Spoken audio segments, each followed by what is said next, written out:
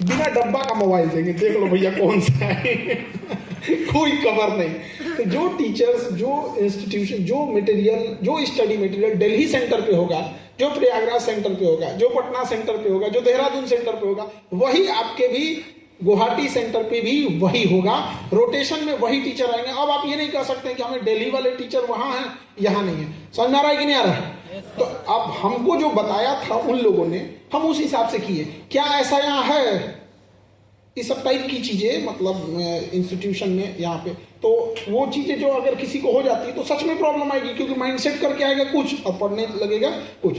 तो आप लोग भी, जो हम लोग चाहते हैं, आप लोग भी चाहते हैं कि दिल्ली स्टैंडर्ड और जो वहाँ का है उसी स्टैंडर्ड पे पढ़ाई हो, ताकि आप लोग भी क्या करें, एक अच्छा रैंक ला सके। सबकी ख्वाहिश यही होती है।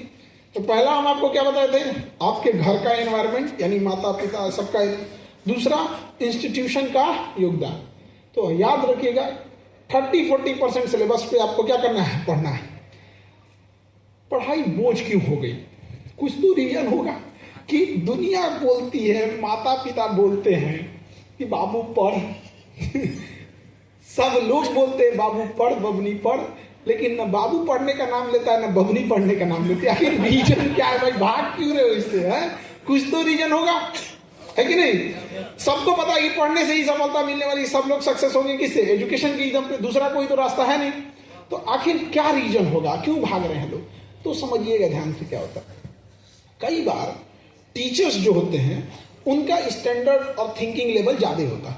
जैसे आप सब 10th पास करके आए, लगभग सब 10th पास करके होंगे, लेकिन अगर आपसे कहा जाएगा क्लास 5 के बच्चे का क्या प्रॉब्लम है, आप नहीं समझ पाएंगे। वो आप कहेंगे ये गधा कहेंगे, इसको इतने में भी नहीं समझ में आता, इसको टेबल्स नहीं याद हो रहे हैं, इसे एलिफेंट की स्पेलिंग नहीं पता हो रही, पूरा बफेलो है।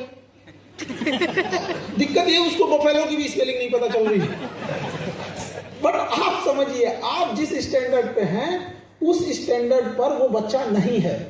तो होता क्या था ना कि कई बार टीचर्स को ये लगने लगता था कि जितना स्टैंडर्ड उनका है उतना एक स्टूडेंट का है। तो ऐसा नहीं होना चाहिए। टीचर्स को उस स्टैंडर्ड, टीचर के पास नॉलेज ज्यादा है, उसको आराम से समझाया था कि स्टूडेंट समझ सके। इसके अलावा टीचर्स लोग में कई बार हम देखे हैं कि जो 30% मेन कोर सब्जेक्ट है, मेन फोकस एरिया है, उस पर फोकस कम करते हैं, और जो बाकी का सिलेबस है जिससे सवाल ना के बराबर आते हैं उस पर बहुत फोकस करने लगते हैं। तो बच्चों को समझ में नहीं आता पढ़े किससे। तो बच्चे जब पढ़ने लगते हैं, अब जो सवाल बनाने जाते हैं, चाहे वो प्रैक्टिस सेट बनाए, मॉडल आंसर बनाए, या प्रीवियस ईयर का PYQ बनाए, उनको लगता है यार हमने इतना पढ़ा था, क्वेश्चन क्यों नहीं बन रहा है। तो मोटिवेशन क्या होता है, उनका डाउन हो जाता है। तो आपको ये समझना पड़ेगा कि आपको ज्यादा नहीं पढ़ना है, ज्यादा नहीं पढ़ना है। क्या पढ़ना है, कितना पढ़ते हैं, ये मायने नहीं रखता है। मायने ये रखता है कि पढ़े क्या है। तो वो चीजों पे ज्यादा ध्यान देना। अदरवाइज में जब टाइम खत्म हो जाता है तो कोई फायदा ही नहीं है पछता के।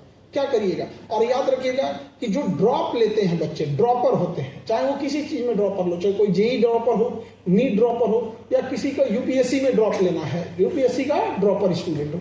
ड्रॉपर को ऐसा लगता है कि हम नेक्स्ट टाइम कर देंगे, लेकिन नेक्स्ट टाइम पे उनका मोटिवेशन डाउन हो जाता है। नेक्स्ट टाइम पे मोटिवेशन डाउन होगा। याद रखिएगा, हमेशा जो फर्स्ट टाइम पे पढ़ रहे होते हैं उनका थोड़ा सा मोटिवेशन लेवल ठीक होता है। सेकेंड टाइम पे ना कई बार आज इंसान को अपना चेहरा छुपाना पड़ जाता है। कई बार लोग पूछने लगते हैं क्या हुआ क्या नहीं हुआ। तो ये एक अच्छा इंस्टीट्यूशन आपको गाइड करता है। कई बार क्या होता है कि हमारे पास अगर कोई बुकलेट आता है कि ये बच्चों को देना है, जैसे 100 पेज का आया, तो हम उनको 100 पेज का जो बुकलेट होती है पूरी टीम को लगाते हैं।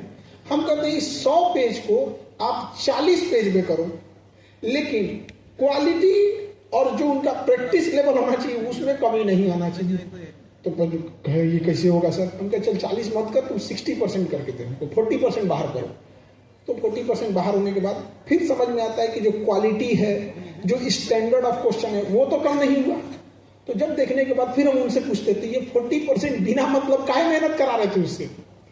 हमें अगर उसे 2 ऐसे क्वेश्चन दें जिसमें 10 कंसेप्ट आ सके, या हम उसे 10 क्वेश्चन कराएं जिसमें एक एक कंसेप्ट आए, तो 10 क्वेश्चन पढ़ेगा तो उसको कितने कंसेप्ट क्लियर होंगे? 10। और उससे बेटर है ना कि एक ऐसा क्वेश्चन डिराइव किया जाए जिसमें ऑलरेडी 5 कंसेप्ट उसी में मिल जाए, फिर दूसरा बनाए जिसमें 5 कंसेप्ट, उसको कितना लगेगा? 2 ही क्वेश्चन।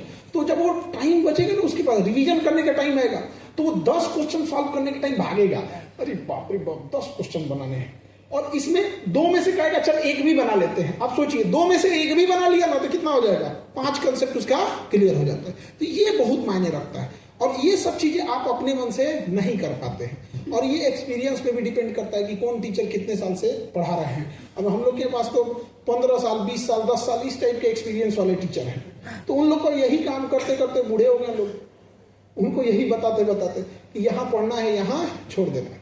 तो 2 चीज तो हमने आपको बता दिया, गार्जियंस का यानी घर का इन्वायरमेंट, और एक इंस्टीट्यूशन का रोल। तीसरा जो सबसे अच्छा आता है, सबसे बड़ा होता है, वो आपका रोल। आप क्या कर रहे हैं, नहीं समझे, आप क्या कर रहे हैं। हम खाना कितना भी अच्छा बना दे, समझ क्या, खूब अच्छा क्लीन बनाए, हाइजीन बनाए, खूब अच्छा खाना बना के परोस दे, सामने वाला बोला व्रत है हम, यार क्या पहले बता दो यार नहीं बनाते हम, व्रत बोल दिया है तो नहीं ना खाएगा वो। तो हम लोग की भी कोशिश, आप समझिए, हम लोग चाहे लाख मेहनत कर दे, आपको अच्छे कंटेंट्स ले आके दे दे, आपको दिल्ली कोटा, जो आज एजुकेशन के हब, अब तो कोटा रहा नहीं, मतलब तो कोटा जो सोसाइटी कैपिटल बन गया था वहाँ पे ना, कोटा में बड़ा खराबी हो गया था कि जो बच्चे टॉप करके आते थे, जो बच्चे ऑलरेडी क्रीम स्टूडेंट थे, उनको साइड ले गए, तुम पढ़ भाई, तुम पढ़, तू रिजल्ट देगा भाई, वो इसे भी दे देगा, बोर्ड टॉपर है, डिस्ट्रिक्ट टॉपर है, वो इसे दे, बाकी तुम लोग बिजनेस वाला है।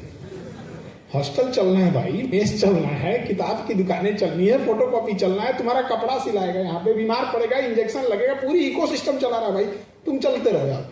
तो होता क्या था, वो तो रिजल्ट दिखते थे, बट ये नहीं दिख पाता था।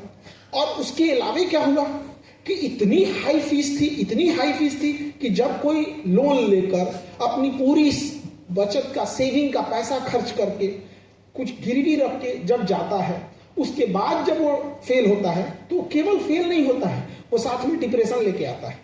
और जिस समय आपको खुले मन से अपनी पढ़ाई पे ध्यान देना चाहिए, एक इंस्टीट्यूशन पैसा ज्यादा कमा सके, इस वजह से आपको फ्री में एक तो डिप्रेशन चिपका देता है। अब आपको लगता है कि अब हमको